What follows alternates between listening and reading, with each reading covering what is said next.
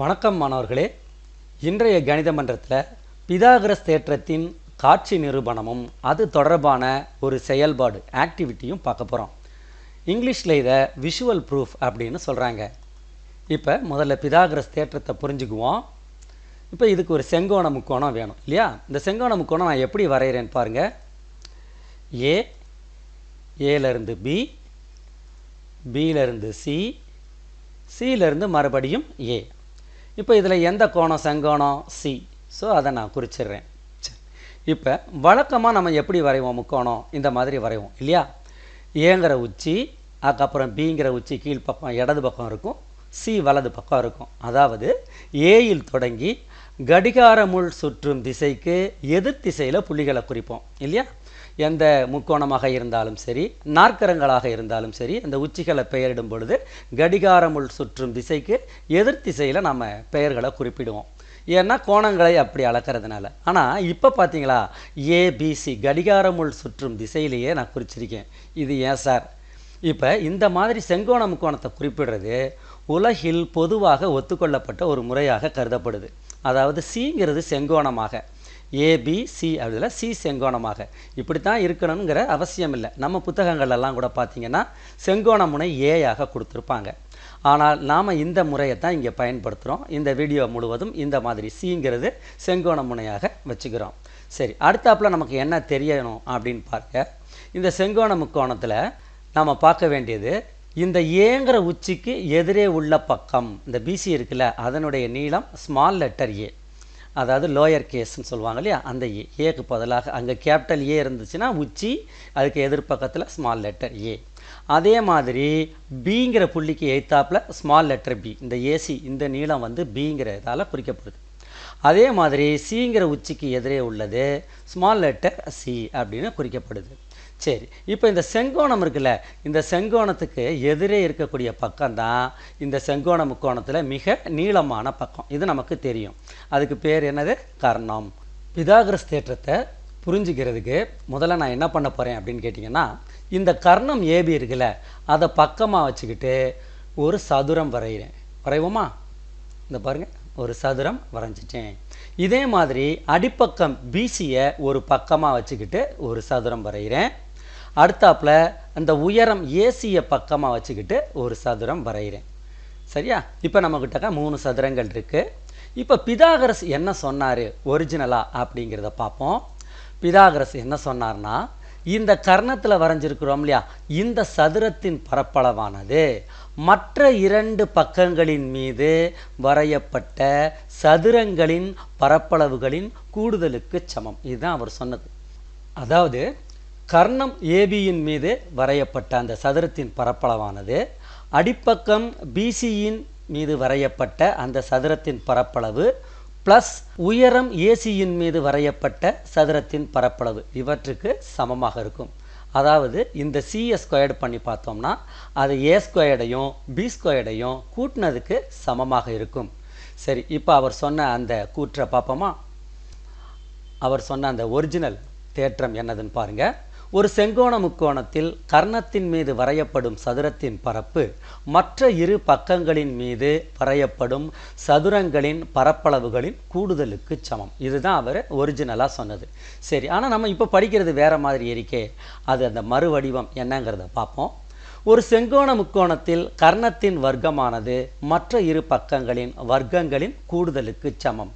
ஏன் சார் இப்போ வர்க்கமானதுன்னு மாற்றிட்டீங்க? வேறு ஒன்றும் இல்லை. இந்த பரப்புக்கான சூத்திரம் என்னது? பக்கம் இன்ட்டு பக்கம். கர்ணத்தை பக்கமாக கொண்ட அந்த சதுரத்தின் பரப்புங்கிறது சி ஸ்கொயர்டு இல்லையா? அப்போ அந்த சி ஸ்கொயர்டுங்கிறது இந்த பரப்பு ஏ ஸ்கொயர்டு, இந்த பரப்பு பி ஸ்கொயர்டு, இவற்றினுடைய கூடுதலுக்கு சமமாக இருக்கும். அதாவது C squared equal to A squared plus B squared. இதுதான் பிதாகரஸ் சூத்திரம் அப்படின்னு சொல்கிறாங்க. இப்போ இந்த பிதாகரஸ் தேற்றத்தை நாம் நிரூபிக்கிறதுக்கு 2 கிராஃப் ஷீட்ஸை எடுத்துக்கிறோம். ஒன்று சிவப்பு கலரு, ஒன்று பச்சை கலரு. இந்த 2 கிராஃப் ஷீட்டை வச்சுக்கிட்டு நாம் இந்த ஆக்டிவிட்டியை செய்ய போகிறோம். அதுக்கு முன்னாடி இந்த பிதாகரஸ் தேற்றம் எப்படி காட்சிப்படுத்தப்படுது அப்படிங்கிறத நம்ம பார்க்க போகிறோம். பார்ப்போமா? நான் செங்கோண முக்கோணம் ஏபிசி எடுத்துக்கிட்டு இருக்கேன். அடிப்பக்கம் அந்த சி டு பிங்கிறது 4 சென்டிமீட்டர் அளவு இருக்கிற மாதிரியும், சியிலேருந்து ஏ வந்து 3 சென்டிமீட்டர் இருக்கிற மாதிரியும், கர்ணம் 5 சென்டிமீட்டர் இருக்கிற மாதிரியும், ஒரு செங்கோண முக்கோணம் நான் வரைஞ்சிக்கிட்டு இருக்கேன். சரி, இந்த செங்கோண முக்கோணம் எப்படி வரைகிறதுங்கிறது உங்களுக்கு தெரியும் இல்லையா? என்ன செய்யணும்? முதல்ல சிபி வரைஞ்சிக்கிறோம் 4 சென்டிமீட்டர். சியில் பாகைமானியை வச்சு 90 டிகிரி எடுத்துட்டு மேற்புறமாக ஒரு செங்குத்து கோடு போடணும்.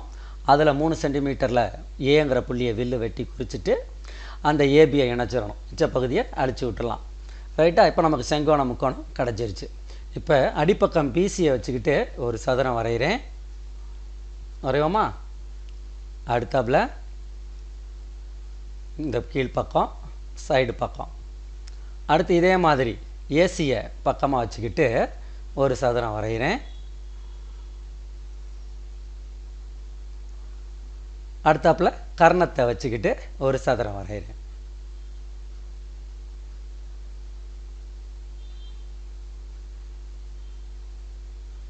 வரைஞ்சாச்சா? இப்போ 3 சதுரங்கள் நம்ம கிட்டக்க இருக்குது. அடுத்து நான் என்ன செய்ய போகிறேன் அப்படின்னு கேட்டால், நம்ம கிட்டக்க இருக்கிற அந்த கிராஃப் ஷீட்டில் சிவப்பு கலர் கிராஃப் ஷீட்டை எடுத்து இந்த கீழ்ப்பக்கம் 4 சென்டிமீட்டர்னு போட்டிருக்குல்ல, அதில் 4க்கு 4 சதுரங்கள் வர்ற மாதிரியும் எடுத்து ஒட்ட போகிறேன். ஒட்டுவோமா? ஒட்டியாச்சு. இப்போ இதே மாதிரி பச்சை கலர் இருக்கு இல்லையா, அந்த கிராஃப் ஷீட்டில் 3க்கு 3 சதுரம் வர்ற மாதிரி வெட்டி எடுத்து இங்கே ஒட்ட போகிறேன். ஒட்டியாச்சா? ரைட். இப்போ நாம் என்ன செய்ய போகிறோம்னா, இந்த சிவப்பு கட்டங்களை எல்லாம் எடுத்து இந்த எம்டிஆர் இருக்கு இல்லையா, கர்ணத்தினுடைய பரப்பு இதில் வைக்கணும். பச்சை கலரையும் எடுத்து வைக்கணும். அந்த கர்ணத்தின் மீது உள்ள சதுரம் கம்ப்ளீட்டாக மூடிடுச்சுன்னா பிதாகரஸ் தேற்றம் சரிபார்க்கப்பட்டதுன்னு அர்த்தம். ரைட்டா? இப்போ நம்ம அதை தான் செய்ய போகிறோம். பார்ப்போம். ஒவ்வொன்றா கொண்டு போவோமா? ஒவ்வொரு சதுரமாக கொண்டு போவோம். 3 4. அடுத்தது 2வது வரிசையிலேருந்து எடுத்துக்கிறோம். எல்லா சதுரத்தையும் கொண்டு போயிடும். சிகப்பு கலர் சதுரங்களை எல்லாம் கொண்டு போய் வச்சுக்கிட்டே இருக்கோம் இல்லையா? இதை தவிர இன்னும் 4 இருக்குது. இதாக வருது. ஸோ சிகப்பு கலர் எல்லாம் முடிஞ்சிருச்சான்னு பார்ப்போம். முடிஞ்சிருச்சு. இப்போ அடுத்து யாரை நகர்த்தணும்? பச்சை கலரை நகர்த்தணும். பச்சை கலர் சதுரங்களை எல்லாம் நகர்த்துவோமா?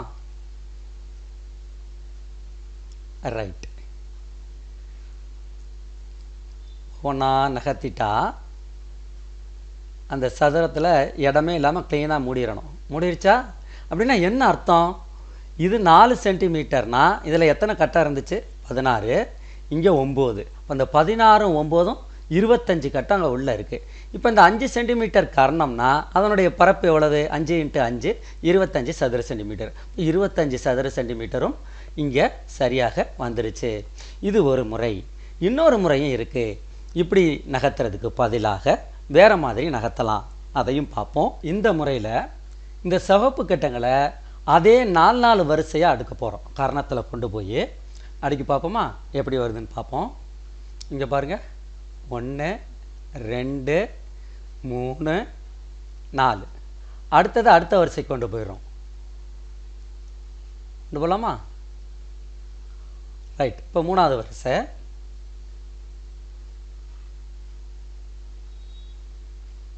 அடுத்தாப்புல 4வது வரிசை.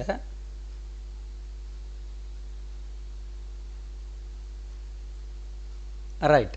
இப்போ இதில் என்ன சார் நமக்கு லாபம் அப்படின்னு கேட்பீங்க. இந்த 4க்கு 4 வரைகிறோம் இல்லையா, கிராஃபில் வரையும் பொழுது 2 தரம் கட் பண்ணிக்கலாம். ஒன்று இங்கே இருக்கும், இன்னொன்று கர்ணப்பகுதியில் அப்படியே ஒட்டிடலாம் இல்லையா? பாருங்கள்.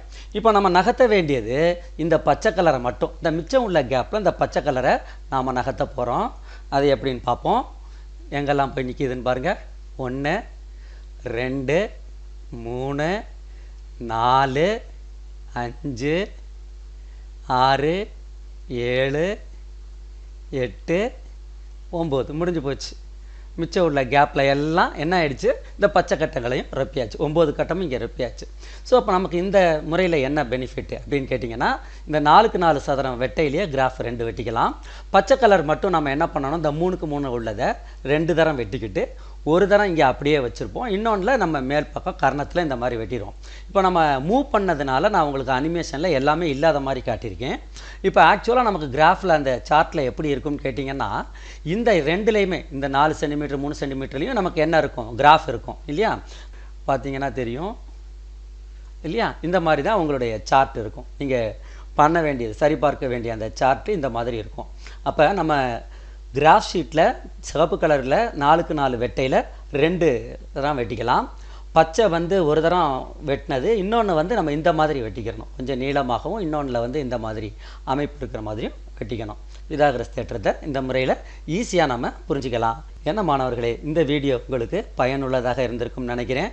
மீண்டும் அடுத்த ஒரு கணித மன்றம் நிகழ்வில் சந்திப்போம். வாழ்த்துகள்.